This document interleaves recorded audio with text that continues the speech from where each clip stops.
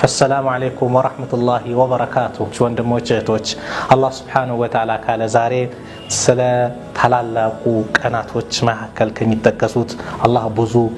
እድሎችን ያመጣልናል በየጊዜው ረመዳን አለፈ አሁን ደግሞ ፊት ለፊታችን የዙል ሂጃ 10 ቀናቶች አላህ ካደረሰን እየመጡ ነው የነሱን ቀናቶች ላይ ሁላችንም ኸይር ነገር ከሚሰሩ ባሪዎች መካከል በመጀመሪያ አላህ ያድርገን ርዕሳችን አሽር ዙል ሂጃ የዙል ሂጃ 10 ቀናቶች በእስላም ምን አይነት ቦታ አላቸው ነብዩ አለይሂ ሰላቱ ወሰለም ስለነዚህ 10 ቀናቶች ምን ብለዋል እኛስ ምን ይተበቅብናል ምን መስራት አለብን እዚሁ ላይ ሐጅ አለ እዚሁ ላይ ያረፋ ጾም አለ ደረጃው ምንድነው ምን ይተበቅብናል አላህ ካለ ባለው ሰዓት ለማየት እንሞክራለን ነብዩ አለይሂ ሰላቱ ወሰለም حديث عبد الله بن عباس باستلفت حديث لا رضي الله عنهما قال رسول الله صلى الله عليه وسلم من يلالو ما من أيام العمل الصالح فيها أحب إلى الله من هذه الأيام الله سبحانه وتعالى كاسقنياتشو كفتراتشو قناتوች መካከል መልካም ስራ ይበልጥ አላህ ዘንድ ተወዳጅ ሆኑበት ቀን የለም በእነዚህ 10 ቀናት ቢሆን እንጂ يعني ايام العشر قالوا يا رسول الله انت يا الله ملكتኛ አሉ ይሄን ሲያስተምሩ ሰሃቦቹ ወለል ጂሃድ في سبيل الله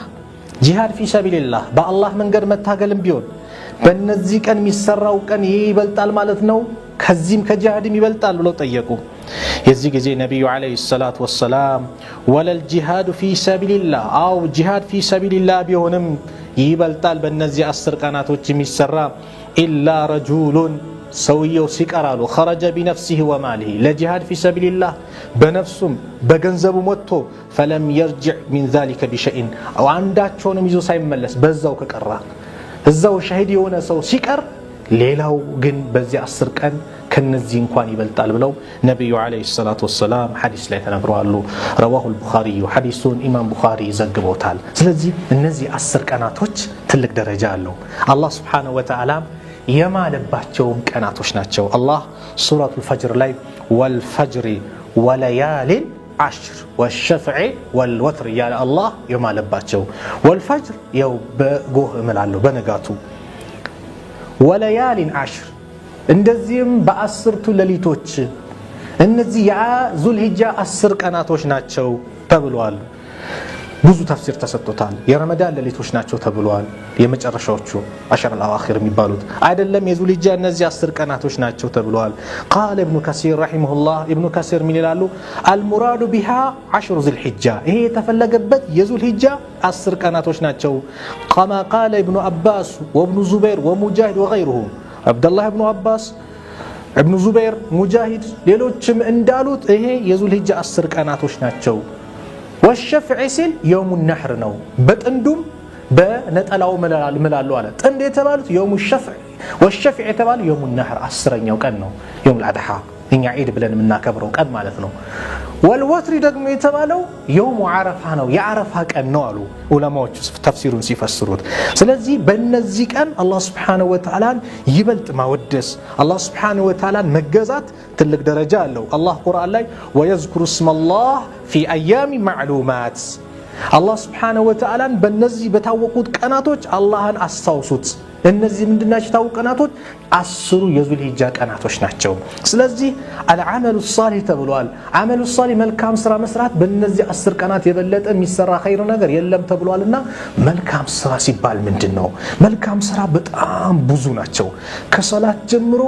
ታች እስካለው ኸይር ስራዎች በአጠቃላይ መልካም ስራዎች ይካተታሉ ነብዩ ሰለላሁ ዐለይሂ ወሰለም የኢማንን ደረጃ ሲናገሩ አልኢማን የመጀመሪያው لا اله الا الله ነው አሉ الإيمان بدء و70 شعبة 73 ከ79 ወይም ደግሞ ከ63 እስከ 69 ቅርንጫፎች አሉት فعلها የመጀመሪያው ትልቁ ዋናው قول لا اله الا الله لا اله الا الله ማለት ነው وادناها ትንሹ አነስተኛው ደግሞ إماطة الأذى عن الطريق ከመንገድ ላይ ቆሻሻን ሰዎችን አዛ የሚያደርግ ነገር ማስወገድ ይሄ ከኢማን ነው አሉ ነብዩ ሰለላሁ ዐለይሂ ወሰለም ኸይር ስራ በጣም ብዙ ነው ከሰላት ጀምሮ ከሰደቃ ጀምሮ ኸይር የተባሉትን መስራት በእነዚህ 10 ቀናቶች ትልቅ ቦታ አላቸው ለምን ከተባለ ኢብኑ ሐጀር في الفتح من ይላሉ والذي يظهر أن السبب في امتياز 10 ذي الحجة لمكان اجتماع أمهات العبادة የኢባዳ እናቶች ተብሎ የሚጠሩት የተሰባሰቡበትም ቀን ስለሆነ የኢባዳ እናቶች ሶላት ሰደቃ ጾም ሐጅ የተሰባሰቡት በእነዚህ ቀናት ናቸው ሱብሃንአላህ ሌሎች ቀናት ላይ እኮ ሰደቃ አለ ሌሎች ቀናት ላይ ጾምም አለ ሌሎች ቀናት ላይ ሰላት አለ ሐጅስ እቺ ወቅት ናት ያለችው